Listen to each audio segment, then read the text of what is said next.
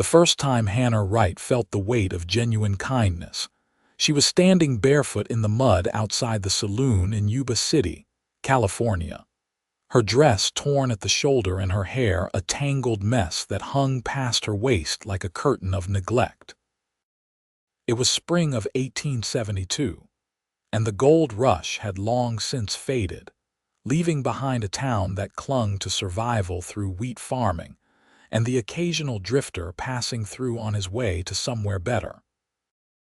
Hannah had arrived 3 months prior on a wagon train, orphaned at 19, when fever took her mother somewhere in the Nevada desert. The wagon master had deposited her at the first town they reached, and Yuba City became her prison as much as her salvation.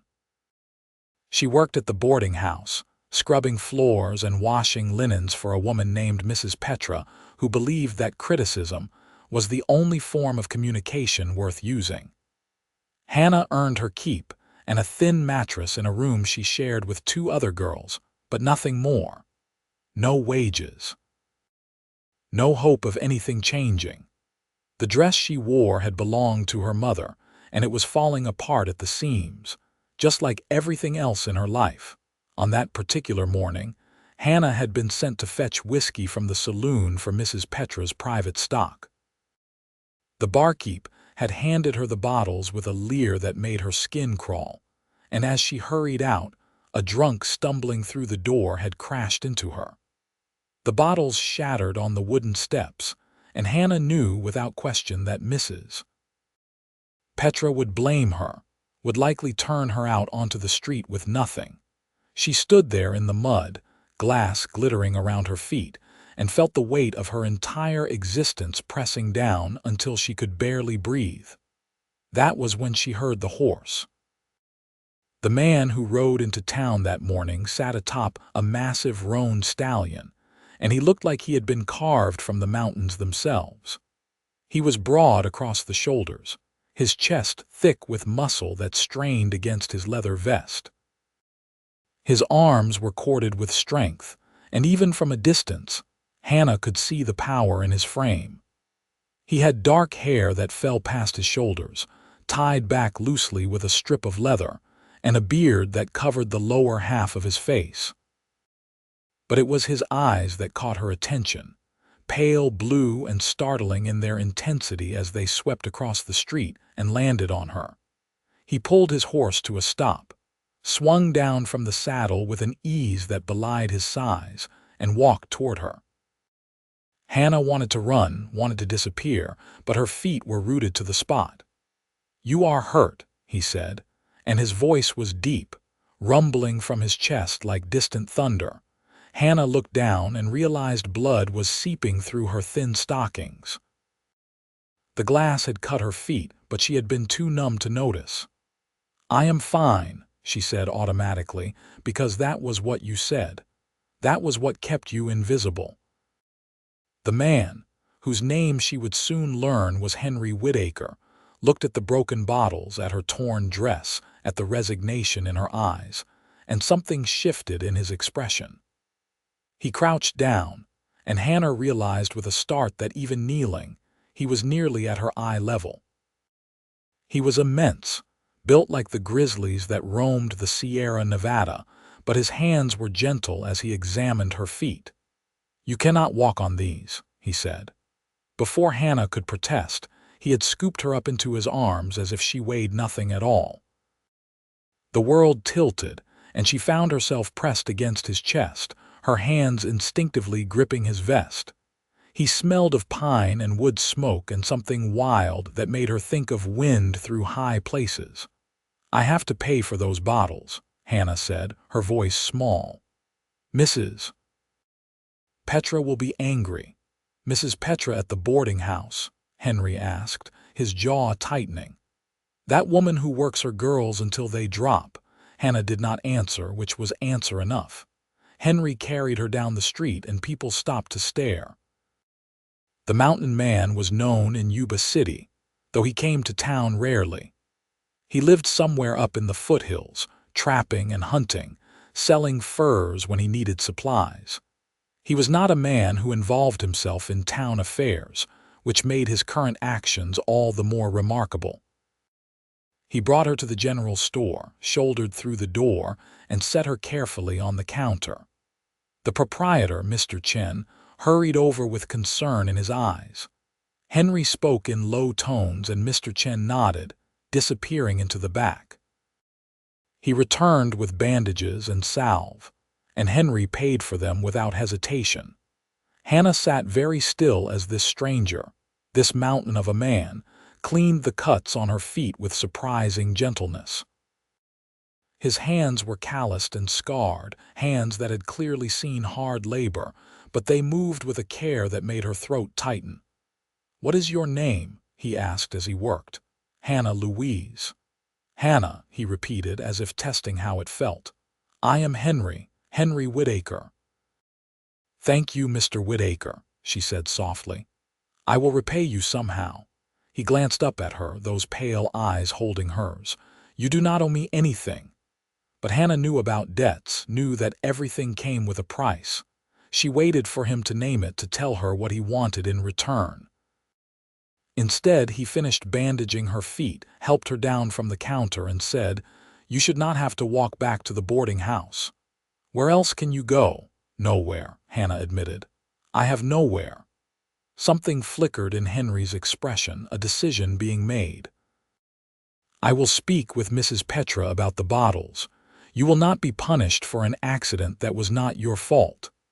Hannah wanted to tell him that it would not matter, that Mrs. Petra would find some reason to punish her regardless, but Henry was already guiding her toward the door, his hand at her elbow steady and sure. They made their way back to the boarding house, and Henry helped her up the steps to the porch.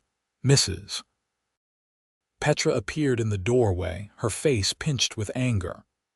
"Where is my whiskey, girl, and why are you bleeding on my clean porch?"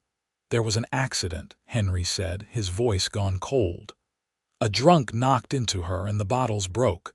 I have brought money to replace them." He pulled coins from his pocket, more than enough to cover the cost. Mrs. Petra's eyes narrowed as she took the money, then looked at Hannah with suspicion. "You think you can go running to men for help every time you make a mistake? You think being pretty will save you from work?" Hannah flinched. She had never thought of herself as pretty. Her hair was always a mess, her dress was rags, and she owned nothing that might make her feel like anything other than a burden. "The girl needs rest for her feet to heal," Henry said, and there was steel in his voice now. "She will be of no use to you if she cannot walk." Mrs. Petra sniffed but nodded. "Get inside, girl. I expect you up before dawn tomorrow, injuries or not." Hannah limped inside, but before the door closed, she looked back at Henry. He was watching her with an expression she could not read, and then he nodded once and turned away. That night, lying on her thin mattress with her feet throbbing, Hannah thought about those pale blue eyes and gentle hands. She thought about what it meant that someone had helped her without asking for anything in return. It felt like a story, like something that happened to other girls, girls who had futures and possibilities, not girls like her. But the next morning, when she hobbled downstairs to begin her chores, there was a package waiting on the kitchen table with her name on it. Mrs. Petra stood nearby, her arms crossed and her expression sour. "That mountain man left this for you," she said. "I do not allow my girls to entertain men, so whatever ideas you have, you can forget them." Hannah opened the package with trembling fingers. Inside was a pair of sturdy boots, the leather soft and well made. They were the finest thing she had ever held. There was also a note written in a strong, clear hand. "For walking, Henry Whitaker." She pressed the note to her chest and blinked back tears. She had never owned anything pretty, never owned anything new. These boots were practical, not decorative, but to Hannah, they were beautiful because they meant someone had thought of her, had cared enough to do something kind. The weeks that followed were much the same as before, filled with endless work and Mrs. Petra's criticism, but Hannah found herself thinking often of Henry Whitaker. She wore the boots every day, and they carried her through her tasks with more comfort than she had known in months. She wondered if she would see him again, if that single encounter had been all she would ever have of kindness. Then, 6 weeks after that first meeting, Henry returned to town. Hannah was hanging laundry behind the boarding house when she heard Mrs. Petra's sharp voice from the front. She edged around the side of the building and saw Henry standing on the porch, his hat in his hands. "I am here to offer employment to Miss Hannah Louise," he was saying. "I need help at my cabin, cooking, mending, keeping the place orderly. I will pay fair wages and provide room and board." Mrs. Petra's laugh was harsh. "And why would I let one of my workers go to live alone with a man in the mountains? Do you think I run that kind of establishment?" "I think you run the kind of establishment that works a girl until she is nothing but bones and exhaustion," Henry said, his voice hard. "I am offering honest work and honest pay. The girl can choose for herself." "The girl owes me for room and board," Mrs. Petra snapped. "She does not go anywhere until that debt is paid." Henry pulled out a leather pouch. "How much?" The negotiation was brief and cold. Hannah watched from the corner of the building as Henry counted out money, far more than she could possibly owe, and Mrs. Petra snatched it up with greedy fingers. Then Henry turned and called out, "Hannah Louise, I know you are listening. Do you want to come work for me, or do you want to stay here?" Hannah stepped into view, her heart hammering against her ribs. This was a choice, a real choice, and she was terrified of making it. But she looked at Mrs. Petra's pinched face, at the boarding house that had been her cage, and then at Henry, who stood tall and solid and somehow safe despite being a near stranger. "I will come," she said, her voice barely above a whisper. "Get your things," Henry said. "I do not have things," Hannah replied. It was the truth. The dress she wore, the boots he had given her, and her mother's silver locket were all she possessed in the world. Henry's jaw tightened again in that way it did when he was angry, but his voice remained gentle. "Then come as you are." And so Hannah walked away from the boarding house, walked away from everything familiar, and climbed onto the back of Henry's horse. He swung up in front of her, and she wrapped her arms around his waist, feeling the solid strength of him, the warmth that seemed to radiate from his body. The horse moved beneath them, carrying them out of Yuba City and into the foothills where the air smelled of pine and possibility. The ride took several hours, winding through forests of oak and pine, climbing steadily into the mountains. Henry's cabin sat in a clearing beside a swift-running creek, surrounded by tall trees that whispered in the breeze. It was small but well-built, with a stone chimney and a covered porch. Behind it was a lean-to for the horse and a smokehouse for preserving meat. It was isolated and wild, and to Hannah it looked like paradise. Henry helped her down from the horse and gestured to the cabin. "It is not much, but it is sturdy. You will have the loft to yourself. I sleep down below." Hannah nodded, following him inside. The cabin was dim and cool, smelling of wood and leather. There was a large fireplace with a cooking pot hanging over it, a rough-hewn table with 2 chairs, shelves lined with supplies, and a narrow bed in one corner. A ladder led up to the loft. "Are you hungry?" Henry asked. Hannah realized she was starving. She could not remember the last time she had eaten more than scraps. "Yes," she admitted. Henry moved around the kitchen with surprising efficiency for such a large man, putting together a meal of venison, beans, and fresh bread he must have bought in town. Hannah sat at the table and watched him, still half convinced this was a dream, that she would wake up back on her thin mattress with Mrs. Petra yelling at her to get to work. When he set the plate in front of her, she stared at it. There was so much food. "Is this all for me?" "Yes," Henry said simply, sitting down with his own plate. "Eat." Hannah ate slowly at first, then faster as her body remembered what it meant to be full. Henry watched her with those steady blue eyes, and when she finally set down her fork, he said, "You will eat 3 meals a day here. You will work, but you will also rest. You will be paid at the end of each month. If you do not like it here, if you feel unsafe, I will take you back to town and help you find other work. Do you understand?" "Why are you doing this?"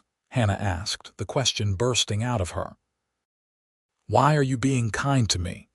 Henry was quiet for a long moment, his hands wrapped around his tin cup. "Because no one should live the way you were living," he finally said. "Because I know what it is like to have nothing. Because you looked so lost standing in that mud and I could not walk away." Hannah felt tears prick her eyes and blinked them back furiously. She was not used to crying, had learned long ago that tears changed nothing. "I will work hard," she promised. "I will earn my keep." "I do not doubt it," Henry said, "but for tonight you should rest. Tomorrow is soon enough to begin." He showed her up to the loft, where there was a real bed with a thick mattress and quilts piled high. A small window looked out over the forest. It was more than Hannah had ever hoped for. She sank onto the bed and felt the softness envelope her. "Thank you," she whispered. Henry nodded from the ladder. "Sleep well, Hannah." That night, Hannah lay in the darkness and listened to the sound of the creek, the wind in the trees, and the quiet movements of Henry below. She felt safe in a way she never had before, and it was strange and overwhelming and wonderful. The days that followed fell into a rhythm. Hannah woke with the sun and made breakfast while Henry tended to the animals and checked his traps. She cleaned and mended his clothes, which were worn but well cared for. She learned to cook over the fireplace, to make bread from scratch, to preserve vegetables from the small garden behind the cabin. Henry was often gone during the day, hunting or trapping, but he always returned by evening. He was not a talkative man, but he was not unkind. He showed her how to identify edible plants, how to read the weather by the clouds, how to move quietly through the forest. He brought her things from his trips to town: fabric for a new dress, thread and needles, a bar of lavender soap that made her eyes widen. "You do not have to keep buying me things," Hannah said one evening as they sat on the porch watching the sunset. "I know," Henry replied, "but I want to." As the weeks turned into months, Hannah felt herself changing. With regular meals, she gained weight, her cheeks filling out and her body becoming stronger. The constant fear that had lived in her chest began to ease. She found herself smiling more, even laughing at the antics of the squirrels that raided the garden, but it was her hair that remained a source of frustration. It hung past her waist in a tangled mass that she could barely manage. She owned no comb or brush, and her attempts to work through the knots with her fingers were largely unsuccessful. She took to braiding it tightly and pinning it up, but by the end of each day, it was a mess again. One evening in late summer, as they sat by the fire after supper, Henry cleared his throat. "Your hair troubles you," he said. It was not a question. Hannah's hand went self-consciously to the knot at the back of her head. "It has always been this way. I cannot manage it properly." Henry stood and disappeared into the back corner of the cabin where he kept his tools. When he returned, he was holding a piece of smooth, pale wood. "I have been working on something," he said. "It is not finished yet, but it will be soon." "What is it?" Hannah asked. "You will see," Henry said, and there was something almost shy in his expression. Over the next several days, Hannah watched as Henry spent his evenings carving. He worked the wood with patient precision, his large hands moving with surprising delicacy. Shavings curled away from his knife, falling like snow around his feet. He did not let her see what he was making, turning away whenever she tried to peek. Then one night, a week after he had started, Henry held out his hand. Resting in his palm was a wooden comb, the wood polished to a soft gleam. It was beautiful in its simplicity, each tooth carved smooth and even the top decorated with a simple pattern of leaves. It was the most beautiful thing Hannah had ever seen. "For your hair," Henry said, "so it does not trouble you anymore." Hannah took the comb with trembling hands. She ran her fingers over the smooth wood, feeling the care that had gone into every cut, every curve. "You made this for me." "Yes." "But why?" She looked up at him, her eyes shining with unshed tears. "I have never owned anything pretty. Why would you make me something so beautiful?" Henry reached out slowly, giving her time to pull away, and tucked a loose strand of hair behind her ear. His fingers were rough but gentle, and Hannah's breath caught at the tenderness of the gesture. "Because you deserve pretty things," Henry said quietly. "Because you deserve to feel cared for.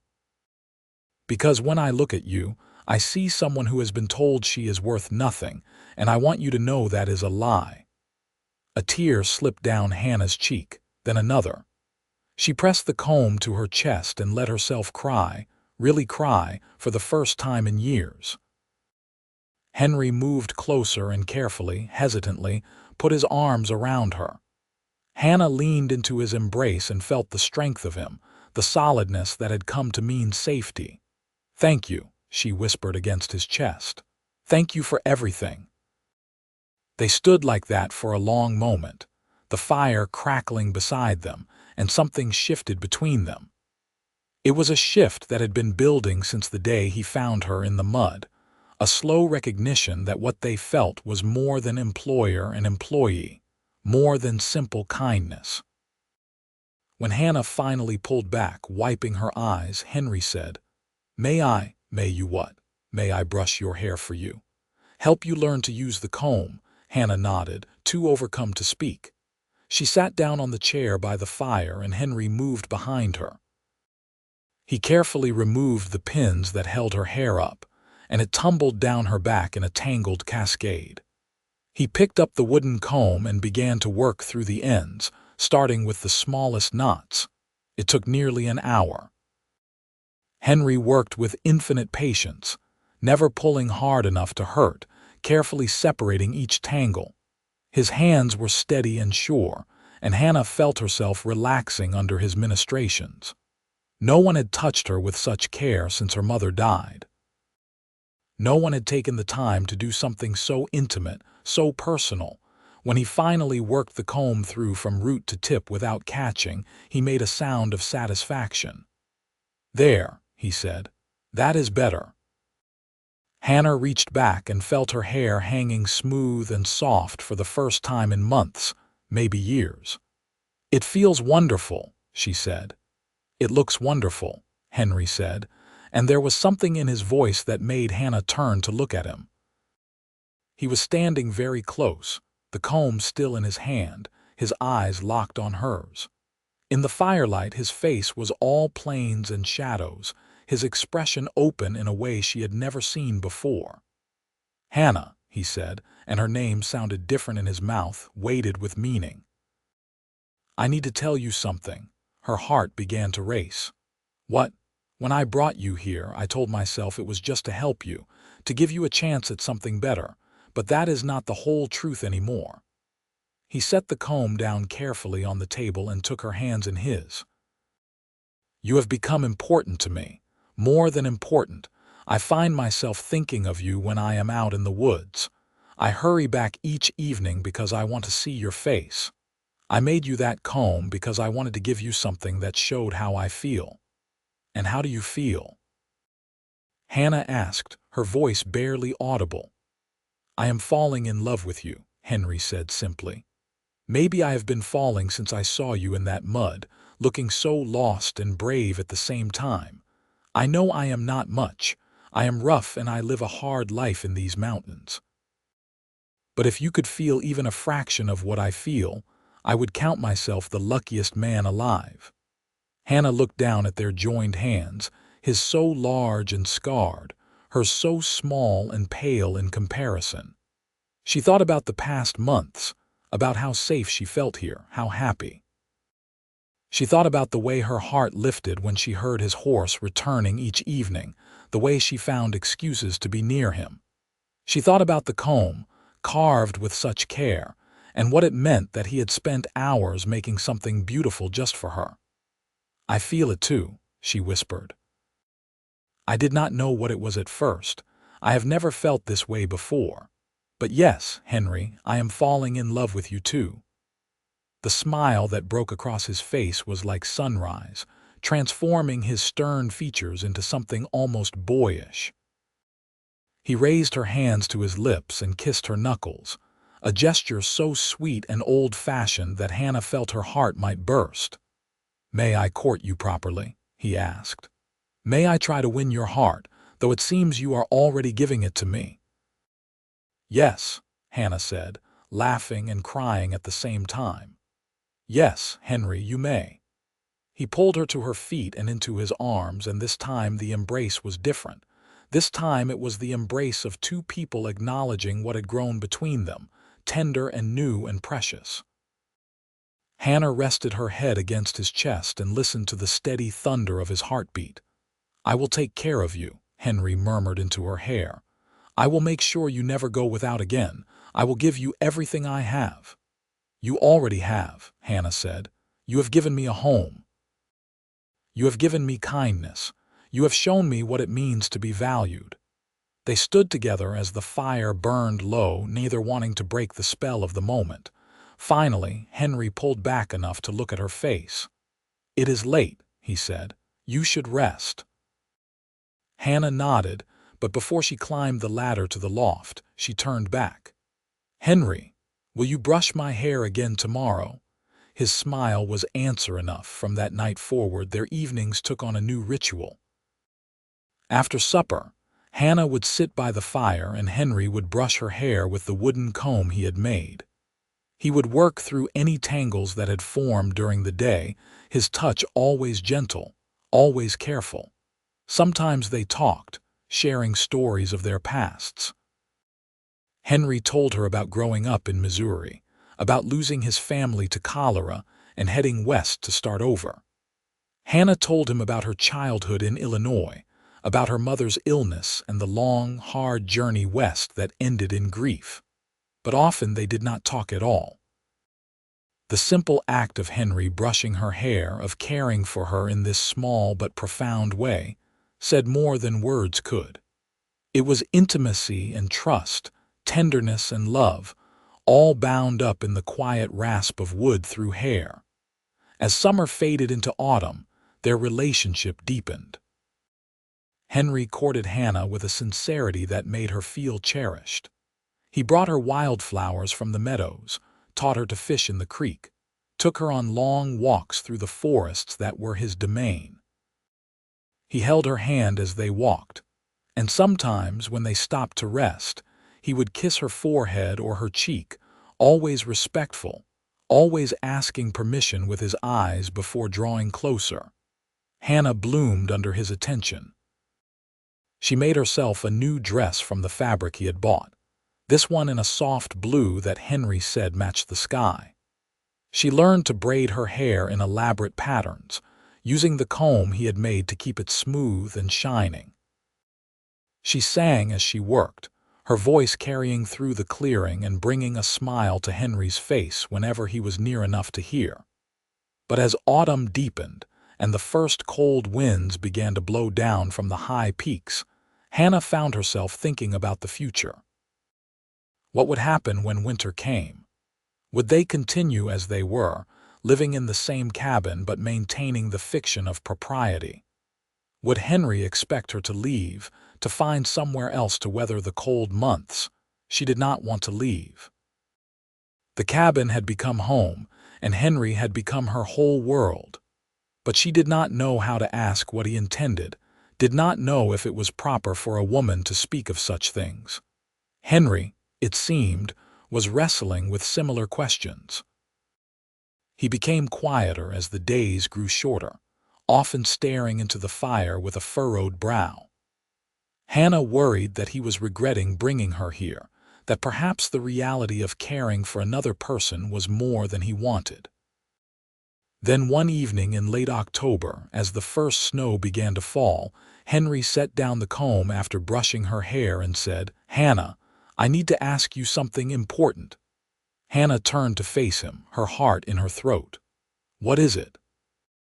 Henry knelt down in front of her, taking both her hands in his. "These past months with you have been the happiest of my life," he said. "You have brought light and warmth and laughter to this cabin. You have made me remember what it means to have something worth protecting, worth living for. And I cannot imagine facing another day without you by my side." He reached into his pocket and pulled out a small object. It was a ring, carved from wood like the comb, simple and beautiful. "I do not have gold or silver to offer you," Henry said, "but I have my hands and my strength and my heart. I have this cabin and this land. I have a life that is hard but honest, and I am offering all of it to you if you will have me. Hannah Louise, will you marry me?" Hannah looked at the wooden ring, at Henry's face so full of hope and love, and felt joy surge through her like a river breaking through ice. "Yes," she said, her voice strong and clear. "Yes, Henry, I will marry you." He slipped the ring onto her finger and it fit perfectly, as if it had been made for her all along. Then he stood and pulled her into his arms, and for the first time, he kissed her properly. His lips were warm and soft against hers, the kiss tender but full of promise. Hannah wrapped her arms around his neck and kissed him back, pouring all her love and gratitude and hope into that single perfect moment. When they finally broke apart, both breathless, Henry rested his forehead against hers. "I will make you happy," he promised. "I will spend every day of my life making sure you know how loved you are." "You already do," Hannah said. "Every single day." They married 3 weeks later in Yuba City, with Mr. Chen from the general store and his wife standing as witnesses. Hannah wore her blue dress and had her hair braided with wildflowers, even though it was November and she had to search hard to find blooms that had not yet died in the frost. Henry wore his best clothes, his hair neatly combed, his beard trimmed.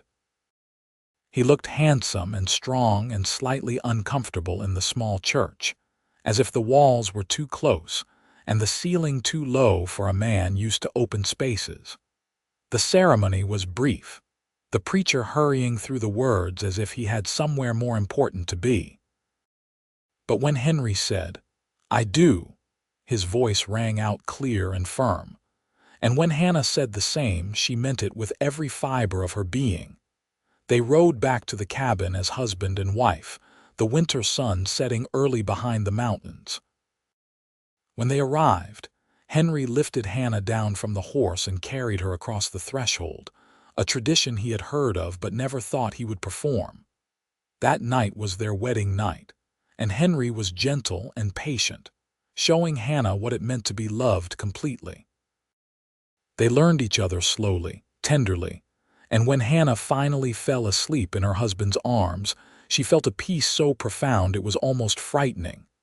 The winter that followed was harsh, with heavy snows that sometimes kept them cabin-bound for days at a time. But Hannah did not mind. She had Henry. She had warmth and food and safety, and she had the wooden comb that sat on the shelf by their bed, a reminder of how their love had begun. On the evenings when the wind howled outside and the fire crackled in the hearth, Henry still brushed Hannah's hair. She would sit between his knees, leaning back against the chair he occupied, and feel the gentle pull of the comb through her hair. It was soothing and intimate, a ritual that belonged only to them. "Tell me about when you first saw me," Hannah would sometimes say, loving the story even though she had heard it many times. And Henry would oblige, his deep voice rumbling through his chest and into her back. "You were standing in the mud and you looked like you were carrying the weight of the whole world.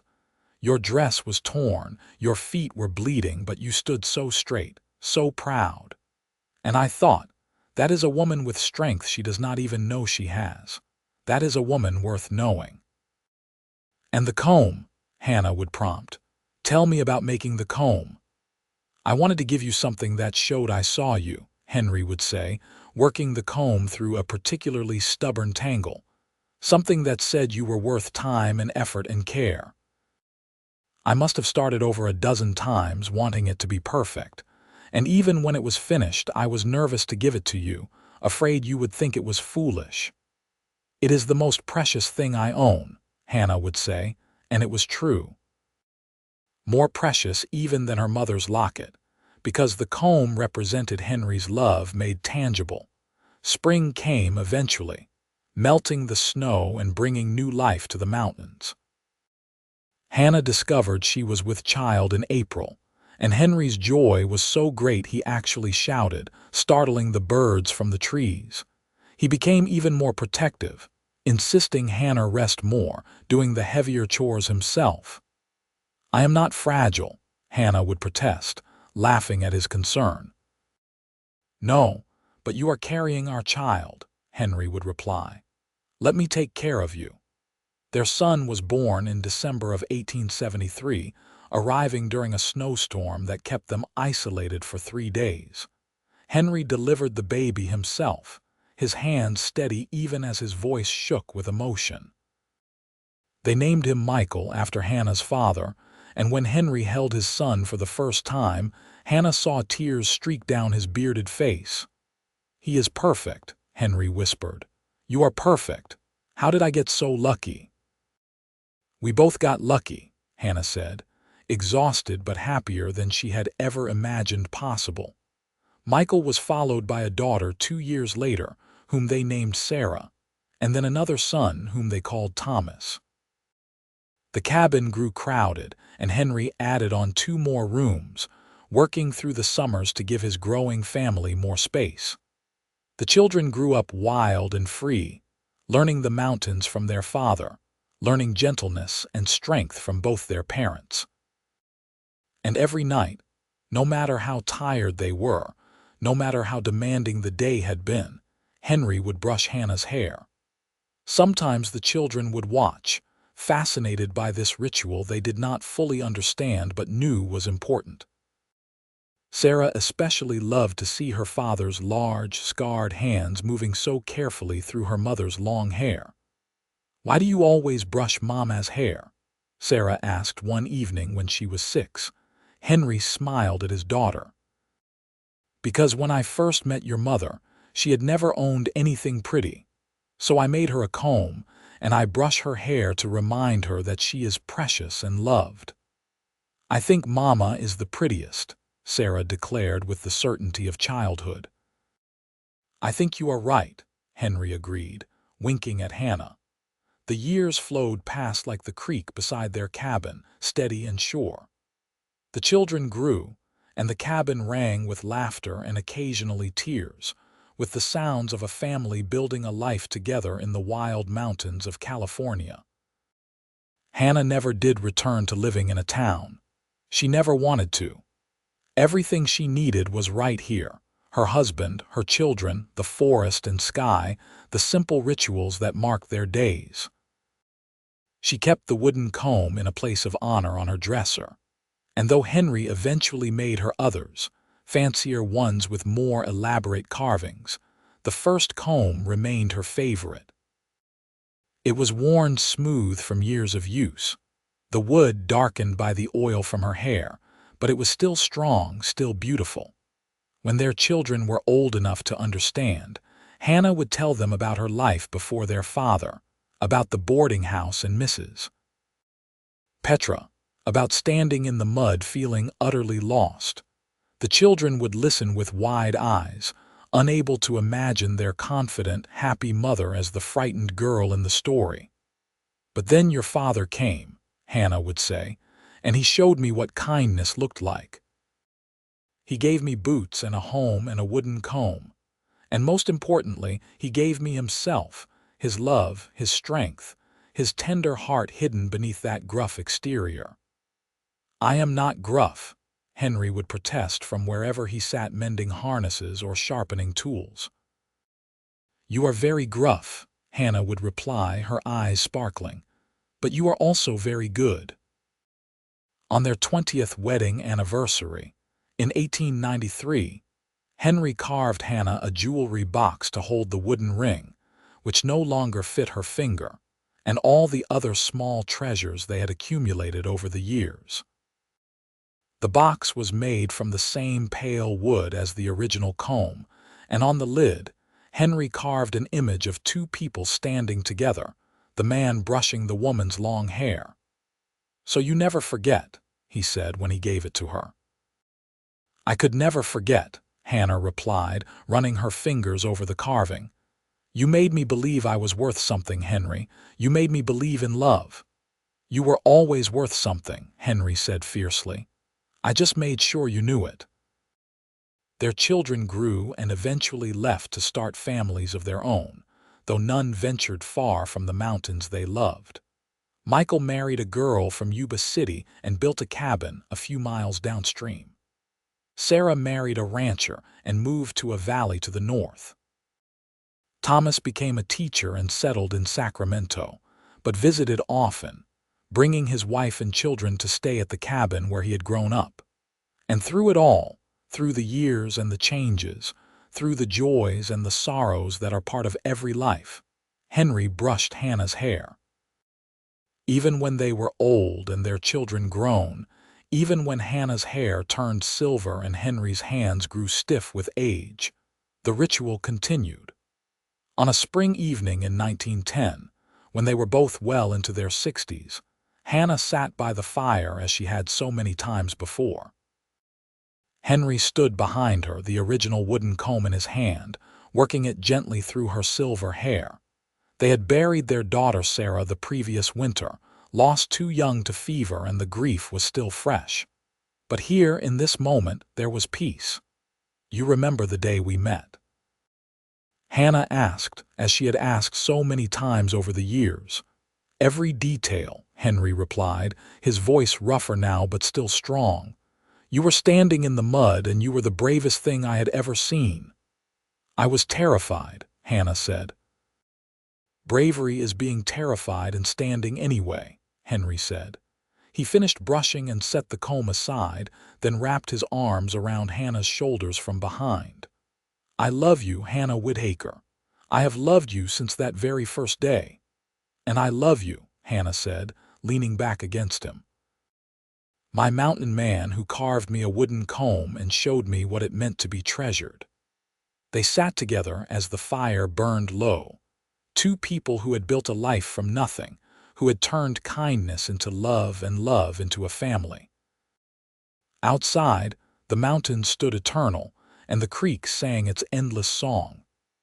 Inside, in a cabin filled with memories, a man held his wife and felt grateful for every moment they had shared. Hannah looked at the wooden comb lying on the table beside them, worn smooth by decades of use, and thought about the girl she had been standing in that mud in Yuba City. That girl who had never owned anything pretty, who had believed she was worth nothing, how wrong she had been. She had been worth everything, and Henry had seen it from the very first moment. That was the greatest gift of all, greater than the comb, greater than the cabin, greater than anything material. Henry had given her the gift of knowing her own value, of understanding that she was worthy of love and care and tenderness.